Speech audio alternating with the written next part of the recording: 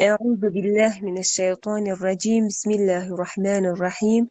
قال تعالی، الله متعال می فرماید والعصر، و سوگند به زمان یا وقت. ان الانسان، هر آینه انسان، لفی خسر، البته در زیان است.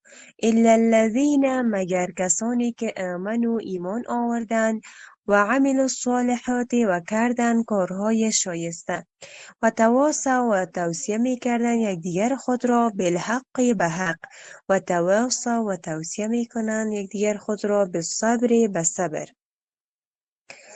ای بود ترجمه آیت. آل بخیر تفسیرش آغاز میکنیم که تفسیر سوره عصر است که چی منزلت داره سوره عصر در قرآن عظیم شان، و خداوند متعال چی چیزی را در سوره عصر بیان کرده. خداوند متعال در سوره عصر سوگند کرده به زمان. بعد از او چی گفته؟ که گفته که هر آینه انسان در خسران یا زیان است.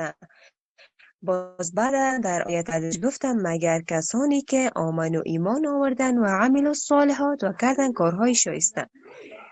کال هر کدام از در کتابتان عنوان جداگانه